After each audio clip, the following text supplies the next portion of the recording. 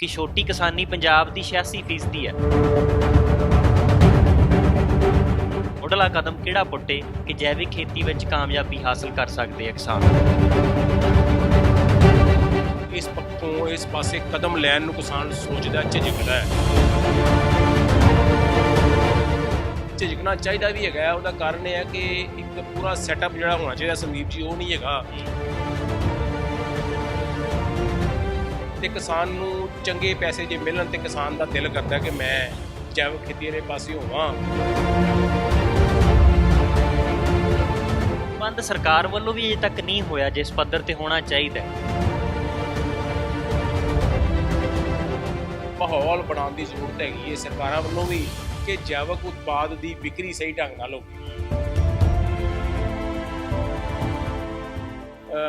3 ਸਾਲ ਪਹਿਲਾਂ ਘਾਟਾ ਖਾਣਾ ਪੈਂਦਾ,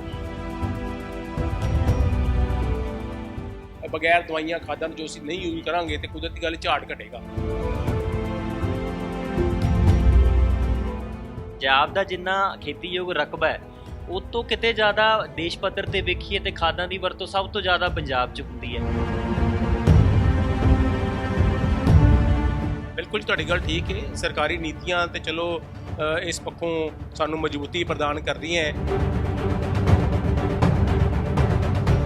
ਜਗਬਾਣੀ ਖੇਤੀਬਾੜੀ ਦੇਖ ਰਹੇ ਦਰਸ਼ਕਾਂ ਦਾ ਸਵਾਗਤ ਹੈ। ਮੈਂ ਹਾਂ ਸੰਦੀਪ ਲਾਦੂਕਾ। ਹਫ਼ਤਾਵਾਰੀ ਪ੍ਰੋਗਰਾਮ ਲੈ ਕੇ ਹਾਜ਼ਰ ਹੋ ਗਏ ਹਾਂ। ਇਸ ਵਿੱਚ ਅੱਜ ਅਸੀਂ ਚਰਚਾ ਕਰਾਂਗੇ। ਸਾਡਾ ਵਿਸ਼ਾ ਰਹੇਗਾ ਕਿ ਜੈਵਿਕ ਖੇਤੀ ਕਰਨੀ ਕਿਉਂ ਜ਼ਰੂਰੀ ਹੈ ਤੇ ਇਸ ਵੱਲ ਵਧਿਆ ਕਿਵੇਂ ਜਾ ਸਕਦਾ ਹੈ। ਬਹੁਤ ਸਾਰੇ ਕਿਸਾਨ ਨੇ ਜਿਨ੍ਹਾਂ ਦੀ ਇੱਛਾ ਜ਼ਰੂਰ ਹੈ ਕਿ ਖਾਦਾਂ ਰਹਿਤ, ਕੀਟਨਾਸ਼ਕ ਦਵਾਈਆਂ ਰਹਿਤ ਖੇਤੀ ਕੀਤੀ ਜਾਵੇ, ਪਰ ਉਹਨਾਂ ਨੂੰ ਕਿਤੇ ਨਾ ਕਿਤੇ ਹੌਸਲਾ ਨਹੀਂ ਪੈਂਦਾ ਕਿ ਅਸੀਂ ਉਸ ਖੇਤੀ ਵੱਲ ਵੱਧ ਸਕੀਏ, ਕਿਉਂਕਿ ਉਸ ਦੇ ਵਿੱਚ ਪਹਿਲੇ 2-3 ਸਾਲ ਆਮਦਨ ਹੈ ਜਿਹੜੀ ਬਹੁਤ ਘੱਟ ਹੁੰਦੀ ਹੈ, ਫਸਲ ਦਾ ਝਾੜ ਬਹੁਤ ਘੱਟ ਹੁੰਦਾ ਹੈ। ਤਾਂ ਅਸੀਂ ਫਿਰ ਵੀ ਜੈਵਿਕ ਖੇਤੀ ਵੱਲ ਕਿਵੇਂ ਵਧਣਾ ਹੈ, ਕਿਉਂਕਿ ਉਸ ਦੇ ਨਾਲ ਸਾਡੀ ਜ਼ਮੀਨ ਦੀ ਉਪਜਾਊ ਸ਼ਕਤੀ ਵੀ ਬਰਕਰਾਰ ਰਹਿ ਸਕਦੀ ਹੈ ਤੇ ਸਾਡੀ ਮਨੁੱਖੀ ਸਿਹਤ ਹੈ ਜਿਹੜੀ, ਜੋ ਅਸੀਂ ਖਾਦਾਂ ਵਾਲੀ ਰਹਿਤ ਜਿਹੜੀਆਂ ਫਸਲਾਂ ਦੀ ਜਦੋਂ ਵਰਤੋਂ ਕਰਾਂਗੇ ਜਾਂ ਆਪਣੀ ਕਣਕ ਦੀ ਉਸੇ ਦੀ ਵਰਤੋਂ ਕਰਾਂਗੇ ਤਾਂ ਸਾਡੀ ਸਿਹਤ ਵੀ ਤਾਂ ਹੀ ਸਿਹਤਯਾਬ ਰਹਿ ਸਕਦੀ ਹੈ। ਇਹ ਸਾਰੇ ਮਸਲੇ ਦੇ ਉੱਤੇ ਚਰਚਾ ਕਰਾਂਗੇ ਤੇ ਮਹਿਮਾਨ ਵਜੋਂ ਸਾਡੇ ਨਾਲ ਅੱਜ ਹਾਜ਼ਰ ਹੋ ਚੁੱਕੇ ਨੇ ਸ਼੍ਰੀ ਨਰੇਸ਼ ਗੁਲਾਟੀ ਜੀ। ਸਵਾਗਤ ਹੈ ਗੁਲਾਟੀ ਸਾਹਿਬ। ਧੰਨਵਾਦ ਸੰਦੀਪ ਜੀ, ਧੰਨਵਾਦ ਜੀ।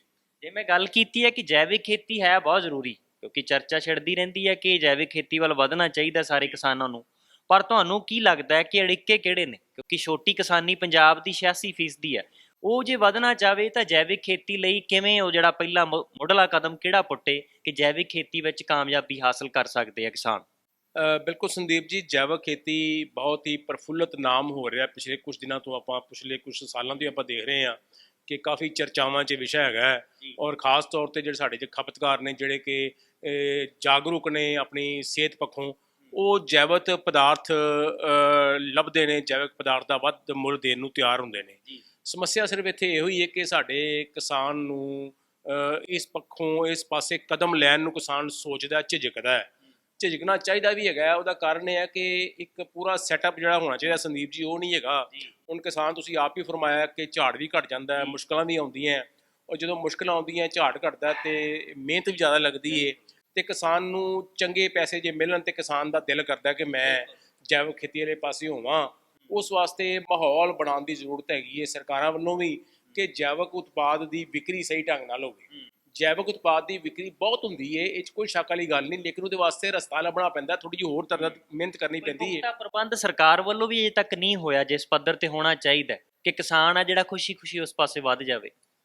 ਐਸੀ ਗੱਲ ਨਹੀਂ, ਸਰਕਾਰ ਵੱਲੋਂ ਉਪਰਾਲੇ ਕੀਤੇ ਜਾਂਦੇ ਨੇ, ਲੇਕਿਨ ਗੱਲ ਹੈ ਕਿ ਆਪਾਂ ਥੋੜ੍ਹਾ ਜਿਹਾ ਉਹ 'ਚ ਝਿਜਕਦੇ ਹਾਂ ਅਗਾਂਹ ਵਧਣ ਨੂੰ। ਜੇ ਅਸੀਂ ਸਰਕਾਰ ਦੀ ਗੱਲ ਕਰੀਏ, ਸਰਕਾਰ ਨੇ ਇੱਕ ਆਪੀਡਾ ਨਾਂ ਦੀ ਸੰਸਥਾ ਜਿਹੜੀ ਹੈ ਸਥਾਪਿਤ ਕੀਤੀ ਹੈ ਸੰਦੀਪ ਜੀ, ਉਹਨੂੰ ਉਹ ਰਜਿਸਟਰਡ ਵੀ ਕਰਦੀ ਹੈ ਜੈਵਿਕ ਉਪਜ ਨੂੰ, ਔਰ ਜੈਵਿਕ ਕਿਸਾਨਾਂ ਦੀ ਉਪਜ, ਜੈਵਿਕ ਕਿਸਾਨਾਂ ਦੀ ਲਿਸਟ ਵੀ ਕਰਦੀ ਹੈ। ਪਰ ਇੱਥੇ ਮੈਂ ਥੋੜ੍ਹੀ ਜਿਹੀ ਬੇਨਤੀ ਇਹ ਕਰਾਂਗਾ ਕਿ ਸਰਕਾਰਾਂ ਵੱਲ ਝਾਕਣ ਨਾਲੋਂ ਜੇ ਅਸੀਂ ਆਪ ਜੈਵਿਕ ਉਪਜ ਦੀ ਮੰਡੀਕਾਰੀ ਵੱਲ ਆਪਣਾ ਕਦਮ ਵਧਾਈਏ ਤੇ ਮੇਰੇ ਖਿਆਲ ਵਧੀਆ ਗੱਲ ਹੋ ਸਕਦੀ ਹੈ। ਬਹੁਤਾ ਔਖਾ ਕੰਮ ਨਹੀਂ, ਬਹੁਤ ਕਿਸਾਨਾਂ ਨੇ ਕੀਤਾ ਵੀ ਹੈਗਾ, ਔਰ ਕਿਸਾਨ ਜਿਹੜੇ ਨੇ ਆਪਣੀ ਉਪਜ ਨੂੰ ਸਿੱਧੀ ਖਪਤਕਾਰ ਨੂੰ ਵੇਚਦੇ ਨੇ, ਔਰ ਜਦੋਂ ਖਪਤਕਾਰ ਦੇ ਵਿੱਚ ਵਿਸ਼ਵਾਸ ਵੱਧ ਜਾਂਦਾ ਹੈ, ਜੈਵਿਕ ਉਪਜ ਵਾਕਈ ਕਿਸਾਨ ਕਰਦਾ ਪਿਆ, ਉਹਨੂੰ ਪਤਾ ਲੱਗ ਜਾਂਦਾ ਵੀ ਜੈਵਿਕ ਕੰਮ ਹੋਣ ਡਿਆ ਤੇ ਖਪਤਕਾਰ ਮੂੰਹ ਮੰਗੇ ਪੈਸੇ ਦੇਣ ਨੂੰ ਤਿਆਰ ਹੁੰਦਾ ਹੈ। ਔਰ ਬੜੀਆਂ ਉਦਾਹਰਨਾਂ ਸਾਡੇ ਪੰਜਾਬ 'ਚ ਹੈਗੀਆਂ। ਮੈਂ ਨਾਂ ਲਵਾਂ ਅਵਤਾਰ ਸਿੰਘ ਰੂਪਨਗਰ ਦਾ ਫਾਰਮਰ ਹੈ, ਜਿਵੇਂ ਨਾਂ ਲਵਾਂ ਅਮਰਜੀਤ ਸਿੰਘ ਜਲੰਧਰ ਦਾ ਚਾੜਕੇ ਦਾ ਫਾਰਮਰ ਹੈ, ਸ਼ੇਰ ਸਿੰਘ ਸ਼ਾਹਕੋਟ ਦਾ ਫਾਰਮਰ ਹੈ। ਅਜਿਹੇ ਫਾਰਮਾਂ ਨੇ ਅਜਿਹੇ ਕਿਸਾਨਾਂ ਨੇ ਆਪਣੇ ਆਪ ਨੂੰ ਸਥਾਪਿਤ ਕੀਤਾ ਹੈ, ਜੈਵਿਕ ਉਪਜ ਉਹ ਆਪ ਕਰਦੇ ਨੇ ਤੇ ਖਪਤਕਾਰਾਂ ਨੂੰ ਪਤਾ ਲੱਗ ਗਿਆ ਵੀ ਇਹ ਕਿਸਾਨ ਦੀ ਉਪਜ ਜੈਵਿਕ ਹੈ, ਇਹ ਖਾਦਾਂ ਔਰ ਦਵਾਈਆਂ ਤੋਂ ਰਹਿਤ ਹੈਗੀ ਹੈ, ਤੇ ਉਹ ਫਿਰ ਉਹਨੂੰ ਫੋਨ ਕਰਕੇ ਕਹਿੰਦੇ ਨੇ ਵੀ ਤੂੰ ਮੈਨੂੰ ਇਹ ਸਮਾਨ ਨੂੰ ਦੇ ਦੇ ਤੇ ਉਹ ਪਹੁੰਚਾ ਦਿੰਦਾ। ਸੋ ਗੱਲ ਇਹ ਹੈ ਕਿ ਇੰਜ ਦਾ ਉਪਰਾਲਾ ਆਪਾਂ ਨੂੰ ਕਰਨਾ ਪਊ। ਬਾਕੀ ਹੈ ਕਿ ਤਕਨੀਕੀ ਗਿਆਨ ਪੱਖੋਂ ਸਰਕਾਰ ਹਮੇਸ਼ਾ ਤਿਆਰ ਰਹੇ, ਚਾਹੇ ਉਹ ਪੰਜਾਬ ਖੇਤੀਬਾੜੀ ਯੂਨੀਵਰਸਿਟੀ ਦੇ ਸਾਇੰਸਦਾਨ ਨੇ ਜਾਂ ਮਹਿਕਮਾ ਜ਼ਰਾਇਤ ਦੇ ਅਧਿਕਾਰੀ ਨੇ। ਆਪਾਂ ਕਿਵੇਂ ਜੈਵਿਕ ਉਪਜ ਲੈਣੀ ਹੈ ਇਹਦਾ ਵੀ ਢੰਗ ਤਰੀਕਾ ਹੋਣਾ ਚਾਹੀਦਾ ਹੈ। ਉਹ ਤਰੀਕਾ ਜਦੋਂ ਆਪਾਂ ਨੂੰ ਪਤਾ ਲੱਗ ਜੂ ਤੇ ਮੈਂ ਸਮਝਣਾ ਸੰਦੀਪ ਜੀ ਇੱਕ ਹੋਰ ਇਹ 'ਚ ਗੱਲ ਬੜੀ ਜ਼ਰੂਰੀ ਹੈ ਕਿ ਆਪਾਂ ਸਾਰੇ ਸੋਚਦੇ ਹਾਂ ਜੈਵਿਕ ਉਪਜ ਕਰੀਏ, ਲੇਕਿਨ ਜੈਵਿਕ ਉਪਜ ਆਪਾਂ ਨੂੰ ਜੇ ਸਹੀ ਮਿਲਦੀ ਹੈ ਤੇ ਪਹਿਲੇ 3 ਸਾਲ ਆਪਾਂ ਨੂੰ 3 ਸਾਲ ਪਹਿਲਾਂ ਘਾਟਾ ਖਾਣਾ ਪੈਂਦਾ ਤੇ ਫਿਰ ਅਗਲੇ ਸਾਲ ਬਗੈਰ ਦਵਾਈਆਂ ਖਾਦਾਂ ਜੋ ਅਸੀਂ ਨਹੀਂ ਯੂਜ਼ ਕਰਾਂਗੇ ਤੇ ਕੁਦਰਤੀ ਗੱਲ ਝਾੜ ਘਟੇਗਾ, ਲੇਕਿਨ ਉਸ ਤੋਂ ਬਾਅਦ ਸਾਨੂੰ ਜੈਵਿਕ ਉਪਜ ਮਿਲਣੀ ਹੈ। ਤੇ ਜੇ ਅਸੀਂ ਇਹ ਟੀਚਾ ਰੱਖੀਏ ਕਿ ਆਪਾਂ ਖਾਦਾਂ ਦਾ ਖਰਚਾ ਘਟਾਉਣਾ ਹੈ, ਆਪਾਂ ਦਵਾਈਆਂ ਦਾ ਖਰਚਾ ਘਟਾਉਣਾ ਹੈ, ਤੇ ਮੇਰੇ ਖਿਆਲ ਇਹ ਵੀ ਇੱਕ ਚੰਗੀ ਸੋਚ ਹੈਗੀ। ਜਿਵੇਂ ਤੁਸੀਂ ਜ਼ਿਕਰ ਕੀਤਾ ਕਿ ਦਵਾਈਆਂ ਤੇ ਖਾਦਾਂ ਦੇ ਖਰਚੇ ਜੇ ਘਟਾਉਣੇ ਆ, ਕਿਉਂਕਿ ਪੰਜਾਬ ਦਾ ਜਿੰਨਾ ਖੇਤੀਯੋਗ ਰਕਬਾ ਹੈ ਉਹ ਤੋਂ ਕਿਤੇ ਜ਼ਿਆਦਾ ਦੇਸ਼ ਪੱਧਰ ਤੇ ਵੇਖੀਏ ਤੇ ਖਾਦਾਂ ਦੀ ਵਰਤੋਂ ਸਭ ਤੋਂ ਜ਼ਿਆਦਾ ਪੰਜਾਬ 'ਚ ਹੁੰਦੀ ਹੈ। ਤੇ ਜਦੋਂ ਇਸ ਪਾਸੇ ਨੂੰ ਅਸੀਂ ਮੋੜਾ ਕੱਟਣਾ ਹੈ, ਅਸੀਂ ਉਸ ਪਾਸਿਓਂ ਪਰਾਂ ਨੂੰ ਹੋਣਾ ਹੈ ਖਾਦਾਂ ਵਾਲੇ ਪਾਸਿਓਂ, ਤਾਂ ਫਿਰ ਕਿਹੜੀਆਂ ਗੱਲਾਂ ਨੇ ਜਿਹੜੀਆਂ ਕਿਸਾਨਾਂ ਨੂੰ ਧਿਆਨ 'ਚ ਰੱਖ ਲੈਣੀਆਂ ਚਾਹੀਦੀਆਂ? ਜਿਵੇਂ ਤੁਸੀਂ ਜ਼ਿਕਰ ਤਾਂ ਕੀਤਾ ਹੀ ਹੈ ਕਿ ਆਪਣੇ ਪੱਧਰ ਦੇ ਉੱਤੇ ਕੋਸ਼ਿਸ਼ ਹੋਣੀ ਚਾਹੀਦੀ ਹੈ। ਸਰਕਾਰੀ ਨੀਤੀਆਂ ਕਿਤੇ ਨਾ ਕਿਤੇ ਪ੍ਰਭਾਵਿਤ ਤਾਂ ਜ਼ਰੂਰ ਕਰਦੀਆਂ ਨਾ, ਕਿਸਾਨ ਉਸ ਪਾਸੇ ਜਿਹੜਾ ਹੌਸਲਾ ਨਹੀਂ ਕਰਦੇ, ਜੇਰਾ ਨਹੀਂ ਕਰਦੇ। ਬਿਲਕੁਲ ਤੁਹਾਡੀ ਗੱਲ ਠੀਕ ਹੈ, ਸਰਕਾਰੀ ਨੀਤੀਆਂ ਤੇ ਚਲੋ ਇਸ ਪੱਖੋਂ ਸਾਨੂੰ ਮਜ਼ਬੂਤੀ ਪ੍ਰਦਾਨ ਕਰਦੀਆਂ ਹੈ, ਪਰ ਮੇਰੀ ਬੇਨਤੀ ਹੈ ਕਿ ਆਪਾਂ ਖੁਦ ਕਫੀਲ ਹੋ ਸਕਨੇ, ਆਪਾਂ ਖੁਦ ਆਪਣੇ ਫੈਸਲੇ ਆਪ ਕਰੀਏ। ਔਰ ਬੜੇ ਵਧੀਆ ਢੰਗ ਨਾਲ ਜੇ ਤੁਸੀਂ ਗੱਲ ਕੀਤੀ ਹੈ, ਜੇ ਅਸੀਂ ਖਾਦਾਂ ਦਾ ਇਸਤੇਮਾਲ ਦੀ ਗੱਲ ਕਰੀਏ ਸੰਦੀਪ ਜੀ, ਤੇ ਸਾਡੇ ਦੇਸ਼ ਦੇ ਵਿੱਚੋਂ ਜੇ ਪੰਜਾਬ ਦੀ ਗੱਲ ਕਰੀਏ ਤਾਂ 1.5% ਸਾਡਾ ਸਾਰਾ ਰਕਬਾ ਹੈਗਾ ਹੈ, ਤੇ 9% ਖਾਦਾਂ ਦਾ ਇਸਤੇਮਾਲ ਕਰਨੇ ਆ, ਜੋ ਟੋਟਲ ਖਪਤ ਖਾਦਾਂ ਦੀ ਹੁੰਦੀ ਹੈ। ਔਰ ਪ੍ਰਤੀ ਹੈਕਟਰ 190 ਕਿਲੋ ਖਾਦਾਂ ਦਾ ਇਸਤੇਮਾਲ ਸਾਡੇ ਪੰਜਾਬ ਦਾ ਕਿਸਾਨ ਕਰਨ ਡਿਆ ਹੈ, ਤੇ ਜਦ ਕਿ ਨੈਸ਼ਨਲ ਪੱਧਰ ਤੇ 88.8 ਕਿਲੋ ਸਾਰਾ ਆਪਾਂ ਕਰਨੇ ਆ। ਸੋ ਪਾੜਾ ਬੜਾ ਹੈ, ਆਪਾਂ ਖਾਦਾਂ ਦੇ ਖਰਚੇ ਨੂੰ ਘਟਾ ਸਕਨੇ ਆ।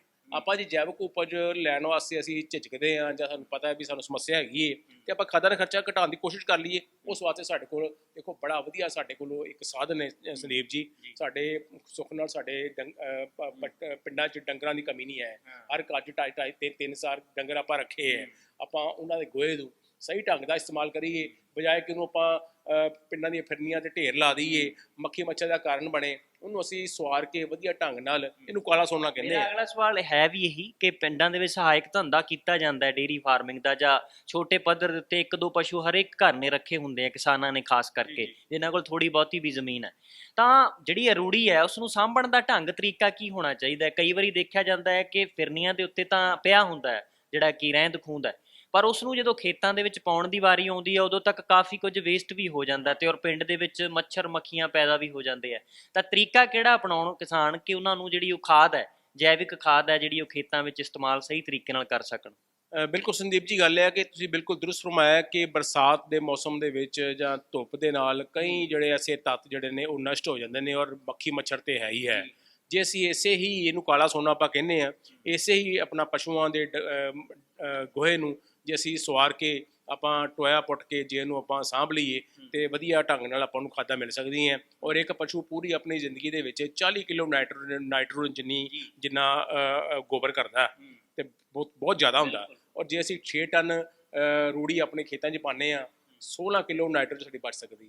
16 ਕਿਲੋ ਨਾਈਟ੍ਰੋਜਨ ਕਹਿਣ ਨੂੰ ਹੁੰਦਾ, ਔਰ ਕਾਫੀ ਇਹਦੀ ਪੈਸਾ ਕਾਫੀ ਸਾਡਾ ਲੱਗਦਾ ਹੈ। ਔਰ ਇਹ ਜਿਹੜੀ ਖਾਦਾਂ ਪੈਣੀਆਂ ਸਾਡੇ ਖੇਤਾਂ 'ਚ, ਇਹ ਨਾਈਟ੍ਰੋਜਨ ਤੇ ਪਾਣੀ ਇਹਦੇ ਨਾਲ ਫਾਸਫੋਰਸ, ਪੋਟਾਸ਼ ਔਰ ਬੇਅੰਤ ਛੋਟੇ ਤੱਤ, ਪਾਣੀ ਸੰਭਾਲਣ ਦੀ ਸ਼ਕਤੀ ਜਿਹੜੀ ਵੱਧਦੀ ਹੈ। ਇਹਨੂੰ ਸਾਂਭਣ ਦਾ ਢੰਗ ਤਰੀਕਾ ਇਹ ਹੋਣਾ ਚਾਹੀਦਾ ਹੈ ਕਿ ਆਪਾਂ ਟੋਇਆ ਪੱਟੀਏ।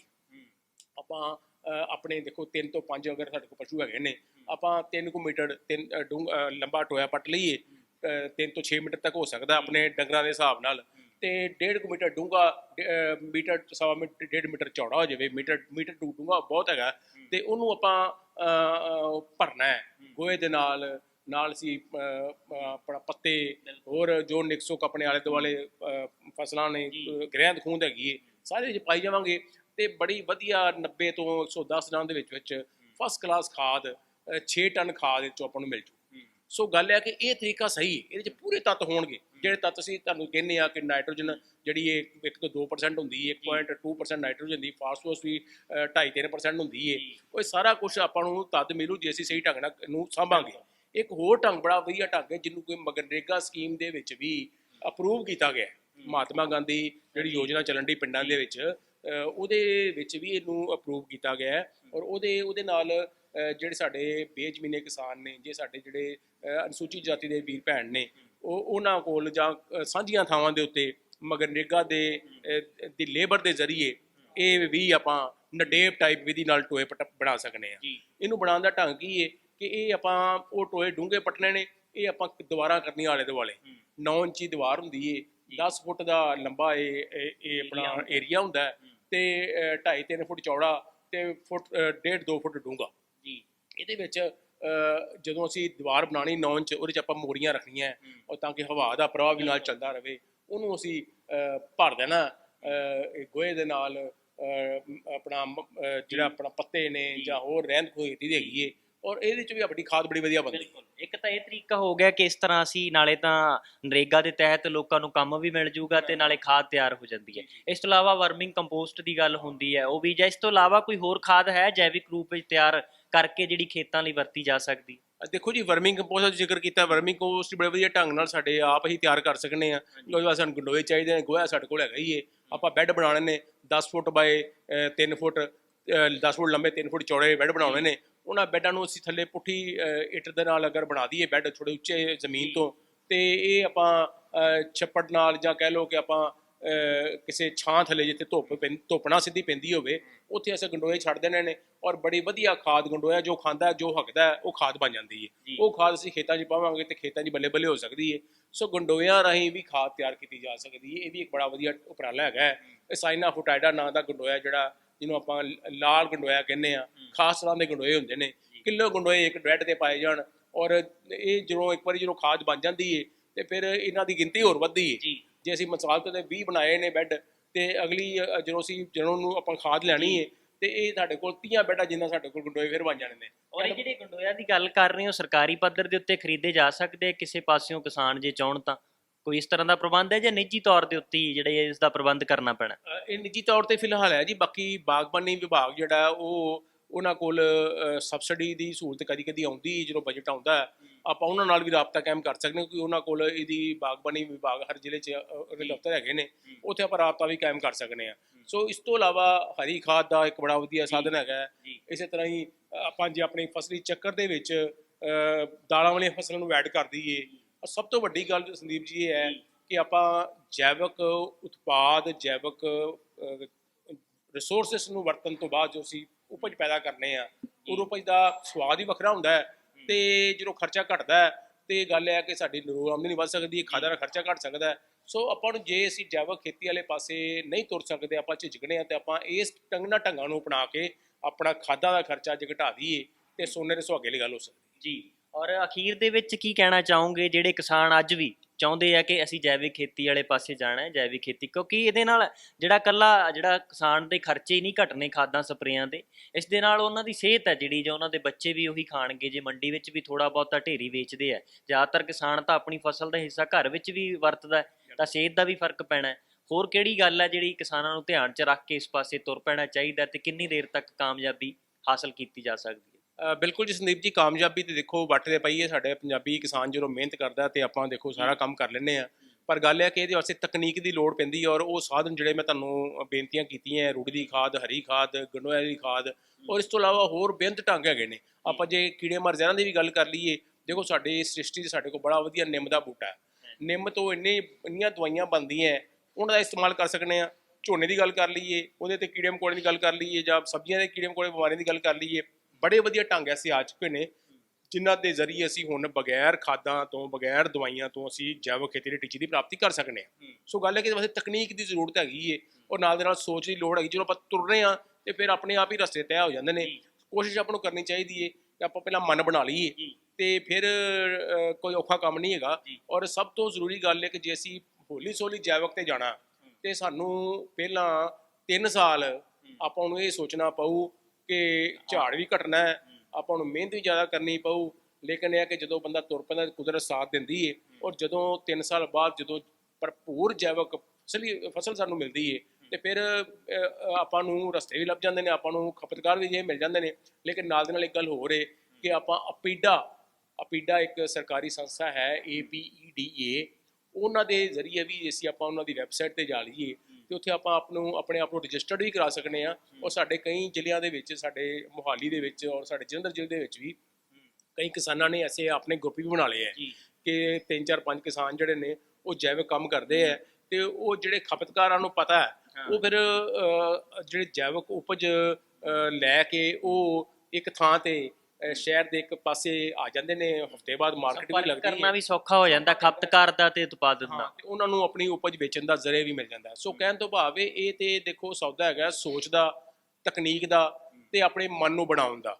ਜਦੋਂ ਅਸੀਂ ਤਕਨੀਕ ਅਪਣਾ ਲਈ, ਸੋਚ ਅਪਣਾ ਲਈ, ਤੇ ਫਿਰ ਟੀਚੇ ਜਿਹੜੇ ਨੇ ਆਪਣੇ ਆਪ ਪ੍ਰਾਪਤ ਹੋ ਜਾਂਦੇ ਨੇ। ਸੋ ਜੈਵਿਕ ਖੇਤੀ ਬੜਾ ਇੱਕ ਵਧੀਆ ਫਾਰਮੂਲਾ ਹੈਗਾ, ਬਸ਼ਰਤੇ ਆਪਾਂ ਪੂਰੀ ਚੰਗੀ ਔਰ ਤਕਨੀਕੀ ਢੰਗ ਨਾਲ ਇਸ ਪਾਸੇ ਚੱਲੀਏ। ਜੀ ਗੁਲਾਟੀ ਸਾਹਿਬ, ਤੁਸੀਂ ਇਸ ਚਰਚਾ ਲਈ ਸਾਡੇ ਨਾਲ ਜੁੜੇ ਹੋ, ਬਹੁਤ ਬਹੁਤ ਸ਼ੁਕਰੀਆ। ਧੰਨਵਾਦ, ਮਿਹਰਬਾਨੀ। ਇਹ ਸਨ ਸਾਡੇ ਨਾਲ ਖੇਤੀਬਾੜੀ ਅਫਸਰ ਸ੍ਰੀ ਨਰੇਸ਼ ਗੁਲਾਟੀ ਜੀ, ਜਿਨ੍ਹਾਂ ਨੇ ਜਾਣਕਾਰੀ ਸਾਂਝੀ ਕੀਤੀ ਹੈ ਕਿ ਅਸੀਂ ਕਿਵੇਂ ਸਰਕਾਰੀ ਤੌਰ ਤੇ ਮਦਦ ਵੀ ਲੈ ਸਕਦੇ ਹਾਂ ਔਰ ਨਿੱਜੀ ਤੌਰ ਦੇ ਉੱਤੇ ਵੀ ਇੱਕ ਦੂਜੇ ਨਾਲ ਸਾਂਝ ਪਾ ਕੇ ਜੈਵਿਕ ਖੇਤੀ ਵਾਲੇ ਪਾਸੇ ਵੱਧ ਸਕਦੇ ਹਾਂ ਔਰ ਉਸ ਵਿੱਚ ਕਾਮਯਾਬੀ ਹਾਸਲ ਕਰ ਸਕਦੇ ਹਾਂ। ਤੇ ਜੇਕਰ ਤੁਹਾਡੇ ਕੋਈ ਸਵਾਲ ਨੇ ਤਾਂ ਸਾਨੂੰ ਕਮੈਂਟ ਬਾਕਸ ਵਿੱਚ ਜ਼ਰੂਰ ਦੱਸਿਓ, ਤਾਂ ਕਿ ਅਸੀਂ ਅਗਲੇ ਪ੍ਰੋਗਰਾਮ ਵਿੱਚ ਉਹਨਾਂ ਸਵਾਲਾਂ ਦੇ ਜਵਾਬ ਦੇ ਸਕੀਏ। ਫਿਲਹਾਲ ਇਸ ਮੁਲਾਕਾਤ ਵਿੱਚ ਇੰਨਾ ਹੀ। ਮੈਨੂੰ ਦਿਓ ਆਗਿਆ। ਧੰਨਵਾਦ।